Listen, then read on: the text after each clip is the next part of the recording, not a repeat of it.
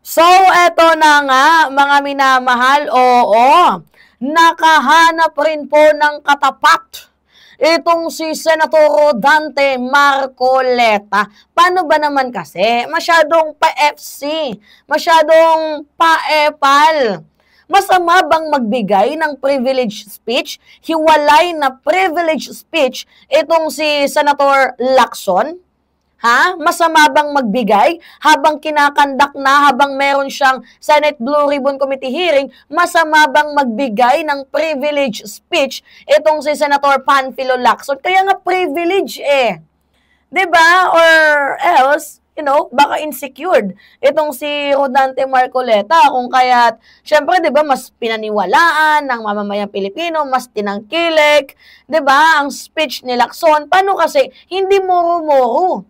Hindi modus, hindi bogus. Matagal na po yung trabaho ni Panfilo Lacson. Hindi nga yan tumatanggap ng pork barrel eh. Ito baguan pa lang tong si Marcoleta pero ang daming hanash. 'Di ba? So ngayon nga po mga minamahal, eto. Sabi ba naman ni Senator Ping Lacson, gusto mo ng away? Ha? Naghahanap ka ng away? Sige. Kung naghahanap ka ng away, pagbibigyan kita. Paano ba naman kasi lahat na lang talaga tinira ni Marcoleta, nandoon sa minority, lahat tinitira niya. Yung parang tipong kala mo hindi siya nakakagawa ng mali. Yung tipong parang kala mo lagi siyang tama. Di ba kahit nga itong si Karen Davila eh. Sinabi niyang may diferensya daw sa pag-iisip. Oo. Di ba nakakaloka? Tatawagin mong may diferensya sa pag-iisip ang isang batikang journalist? Really? Ha? Nanggaling pa mismo sa isang senador na literal talaga na baka may diferensya sa pag-iisip. Biruin mo, hindi, di ba, yung West Philippine Sea, sabi ba naman, wala naman talagang West Philippine Sea na pangalan eh, hindi naman yan na-registered eh. Di ba, na imbes sana, iakap mo yung mamamayang Pilipino, ano yung ginawa mo, nagtataridor ka, harap-harapan, ikaw yung may diferensya. So ngayon nga po mga minamahal, pinalagan ni Senator Lacson itong si Marcoleta. Yan, nakahanap ka din ng katapat mo, yabang mo kasi eh. 'Di ba? Ito kasing si Marcoleta napikon. Nagalit kay Senator Ping kasi bakit daw siya nagbigay ng privilege speech na hiwalay, pinag-uusapan naman daw sa kanyang komite, sa Senate Blue Ribbon Committee, ito nga pong flood control. So, doon siya nagalit. So, bakit ba nag-i-speech ka pa? Ito na nga, oo.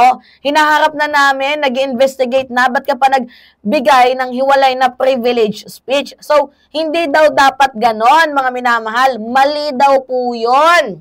Yan yung sabi ni Senator Rodante Marcoleta.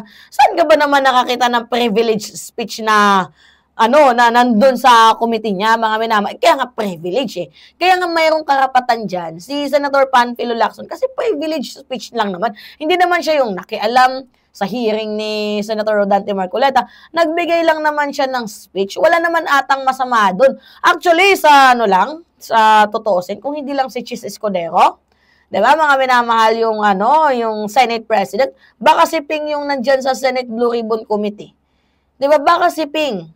Kasi mas magaling at mas matagal na sa serbisyo si Ping. Etong Marcoleta, bago pa lang, tapos bigla agad nandun sa Senate Blue Ribbon Committee. Like, wow! Diba?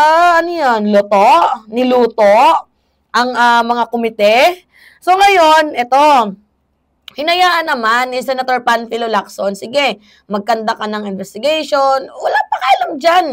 Itong si Senator Ping, nagbigay lang siya ng privilege speech, which is dyan na urat itong si Marcoleta. Kasi, mga minamahal, alam kasi at naamoy na din ata ng mamamayang Pilipino na medyo may after, 'di ba? Parang medyo bias itong si Rodante Marcoleta. Ngayon kasi yung privilege speech na ginawa ni Panfilo Lacson, ni Senator Lacson, ay talaga nga namang tinutukan, pinakinggan ng mamamayang Pilipino. Well-researched kasi eh.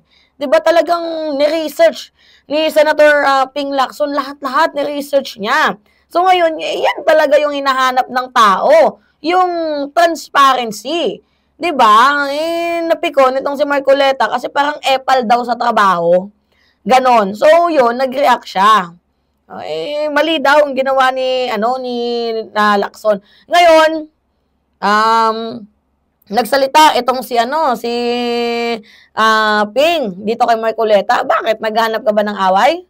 Sige, kung gusto mo ng away, bibigyan ka namin. Yan yung sabi ni Senator Ping. So ngayon sabi dito, naghahanap ka ba ng away? Lacson fires back at Marcoleta after EPAL job. Okay. Sabi dito, take it from someone who has been at it for more than 2 decades. Senator Panfilo Lacson, on Sunday, bristled a neophyte.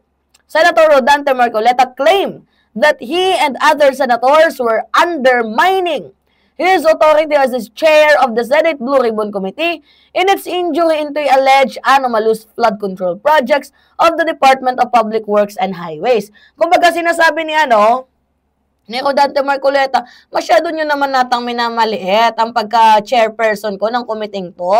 Masyado kayong pakialamero, nangingialam kayo. Parang ayaw ba ni Ping na magsalita, yung ibang mga kapwa niya senador. Ngayon, itong si Marcoleta, ayaw niya magsalita itong mga kapwa niya senador. Itong si Ping, hindi nakatiis. Syempre, may na-research na din siya. Nasimulan niya na So, nagbigay lang naman ng privilege speech. Hindi niya naman hinadlangan itong hearing ni Panfilo Lacson. Ni Marcoleta. Wala namang nangyaring ganun. Napikon lang talaga itong si Marcoleta. Bagkos, tinutukan ng mamamayang Pilipino. Itong speech na ginawa, 'di ba? Ni Senator Ping. Mas tinitigan. Mas tiningnan. 'Di ba? Mas talagang hinangaan ang kay Ping kaysa yung kay Marcoleta. Kaya doon siya napikon, 'di ba? Mga epal kayo, di nyo naman trabaho yan, trabaho ko to, 'di ba? So ngayon, sabi dito, ayoko ng away. Pero kung aawayin niya kami, aawayin ko rin siya. Lacson warned in a radio interview after Marcoleta called him epal and pasikat for delivering a privileged speech on the Department of Public Works and Highways alleged anomalous flood control projects. So the veteran lawmaker who has been exposing irregularities since his first term as senator in 2001 rejected Marcoleta's insinuation that he was interfering in the investigation of the Senate anti-graft panel. So ngayon, ito naman yung punto ni Panfilo Lacson, ni Senator Ping. Hindi naman ako nakialam. Hindi ko naman sinira yung hearing mo. Wala namang nangyaring ganun, di ba? So, ba't dami mong kuda? Ang dami mong hanash? Ang dami mong sinasabi? Hindi ka ba nakakatulog? Dahil lang sa nag-speech ako? Di ba? Kumbaga sa madaling sabi, matagal na ako sa larangan na to, baguhan ka pa lang. Di ba madami ka pang kakaining bigas? Paepal ka. Mga minamahal, nagsalita lang naman ako. Privilege speech nga, di ba? Anong pinuputak ng butchi mo? Ngayon, in this television program, the rookie senator accused Lacson of violating the Senate rules when he pursued a privileged speech on the supposed fraud and flood mitigation programs even after the Blue Ribbon panel had opened its but Lacson shoot back, saying he would not yield if Marcoleta wanted to pick a fight. Sabi niya, pinangismasukan namin siya, walang nangimasok dito. Gusto ko lang i-correct ang misimpression niya na kinikreate ni Senator Marcoleta. Actually, mali naman talaga dito si Marcoleta pero nakukuha ko naman yung punto ni Marcoleta na pwede naman daw magsalita itong si Ping sa kanyang committee. Pero ito namang si Ping, nakukuha ko din na kanyang side. Kasi nga, privilege speech lang naman, di na nga siya nakialam Hinayaan niya naman na mag-investigate itong si Marcoleta, di ba? So, Lacson said he had merely asked that the Blue Ribbon Committee's hearing scheduled on Monday be moved to another date since coincided with the Equality Crucial briefing on the Development Budget Coordination Committee on the proposed 6.793 trillion national budget. Hindi lang naman siya ang pinapakiusapan ko, ang manifestation ko, baka pwedeng ihiwalay na lang ang PEDSA kasi parehong napaka-importante ng hearing. I'm not belittling his Blue Ribbon Committee hearing. I recognize his mandate. But in his TV program, he was attacking us for supposedly interfering with him. We are not meddling with this authority.